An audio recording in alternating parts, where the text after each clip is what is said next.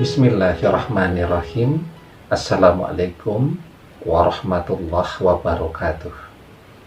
Bapak-bapak, ibu-ibu, mas-mas, mbak-mbak, khususnya adik-adikku sekalian yang dirahmati Allah dimanapun Anda berada.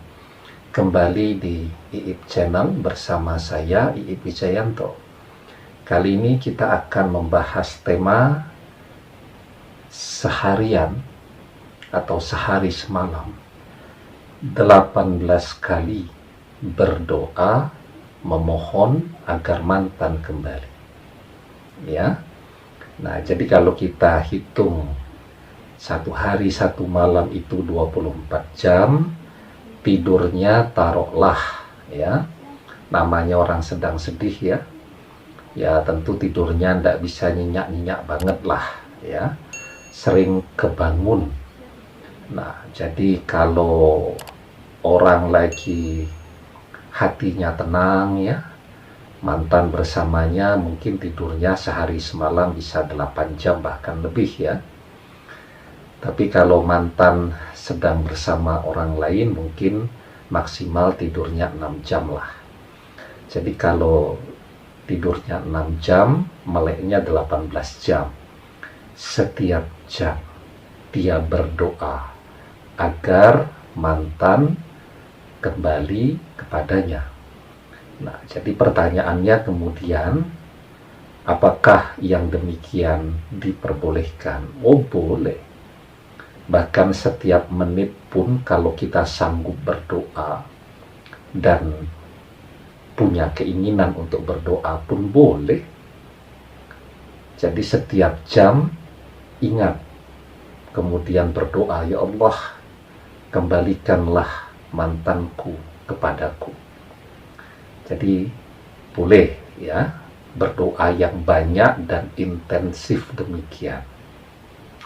Kemudian ya, tentu orang yang berdoanya sehari semalam 18 kali dengan orang yang berdoanya sehari semalam 1 kali ya, kalaupun dia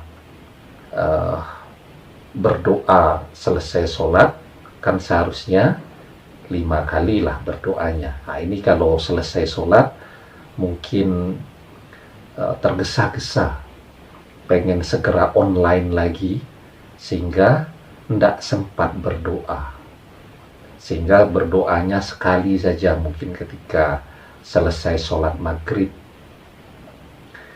Maka dengan orang yang setiap selesai sholat fardu dia berdoa 5 kali agar mantannya kembali. Selesai sholat duha pagi hari dia berdoa. Malam hari selesai tahajud dia berdoa.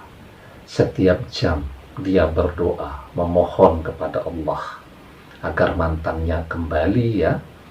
Tentu hasilnya akan jauh lebih baik daripada orang yang berdoanya hanya sekali sehari ya, atau dengan orang yang kemudian berdoanya titip kepada orang lain ya.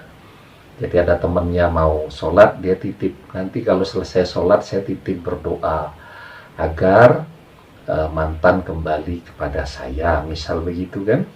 Atau titip doa kepada Pak Kiai atau titip doa kepada Pak Ustadz begitu. Pak Ustadz pokoknya nanti kalau Pak Ustadz berdoa saya juga tolong didoakan agar mantan saya kembali ya.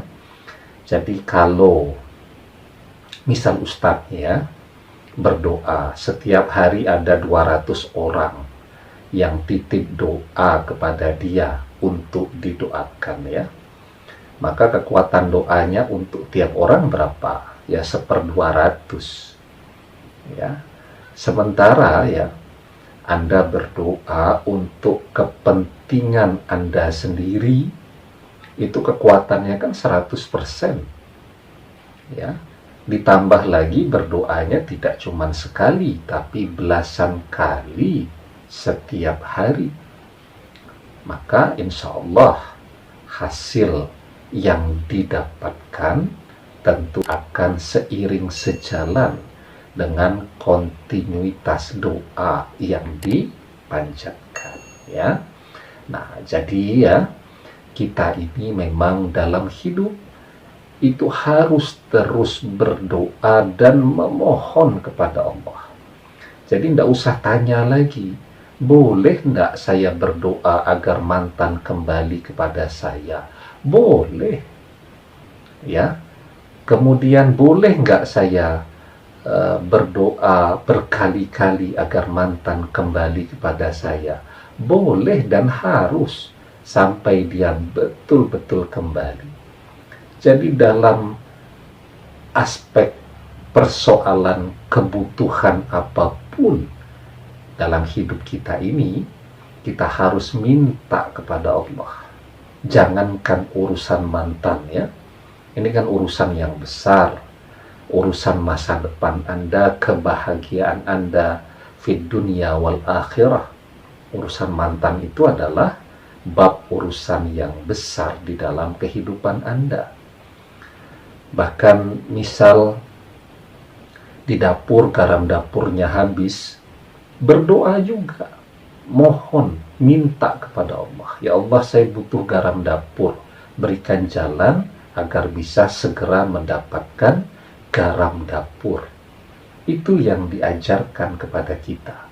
Kita berdoa kepada Allah dalam persoalan-persoalan yang besar di dalam kehidupan kita, ya, cita-cita, harapan, keinginan yang besar, sampai ke kebutuhan-kebutuhan yang kelihatannya kecil-kecil di dalam hidup kita. Jadi orang yang rajin berdoa, selalu berdoa, ya, menunjukkan kepada Allah bahwa dia selalu membutuhkan Allah. Itu adalah orang-orang yang sangat dicintai dan sangat disukai oleh Allah. Nah, di dalam sebuah hadis dijelaskan, ya, liyas'al ahadukum rabbahu hajjatahu aw hawaijahu kullaha hatta yas'alahu sis'a na'lihi izan qata'a wa hatta yas'alahul milha. Hendaklah salah seorang di antara kamu sekalian meminta kepada Tuhannya akan segala kebutuhannya, hingga meminta tali sandalnya yang putus, atau sampai meminta garam sekalipun. Ya, jadi itu yang diajarkan kepada kita. Minta kepada Allah.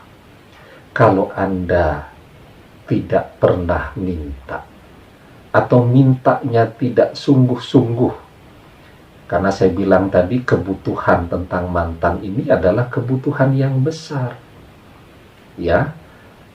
Tidak ada garam dapur, itu kira-kira Anda sampai nangis tidak? Kan enggak, ya. Artinya kebutuhan garam dapur tadi bukan persoalan yang terlalu rumit lah. Tetapi kan dalam kebutuhan tentang mantan, itu adalah kebutuhan yang sampai Anda menangis, sampai Anda tidak bisa tidur, tidak doyan makan, ya, ngedrop, bahkan ada yang sampai sakit, yang sampai kuliahnya tertunda, garap skripsinya jadi tertunda, dan seterusnya. Artinya ini adalah kebutuhan yang besar, ya. Kebutuhan yang besar, tentu berdoanya juga harus besar-besaran. Besar-besaran itu bukan ngajak orang yang banyak begitu, enggak, ya. Tetapi kalau kemudian ini adalah kebutuhan yang besar, ya, kita harus tunjukkan kepada Allah. Artinya berdoanya tidak cukup hanya sekali saja, 2 kali saja dalam sehari semalam, berkali-kali, ya, dalam seminggu, terus dilakukan dalam sebulan, dalam setahun, dan seterusnya tadi. Itu untuk menunjukkan bahwa kita butuh banget, bahwa kita sangat menginginkan dia kembali. Nah, maka di dalam hadis tadi kita diajarkan dalam kebutuhan yang besar, dalam kebutuhan yang sederhana seperti butuh garam, kita diperintahkan untuk selalu berdoa dan memohon kepada Allah Subhanahu wa Ta'ala. Demikian, semoga bermanfaat. Wallahu a'lam bishawab, billahi taufiq wal hidayah. Assalamualaikum warahmatullahi wabarakatuh.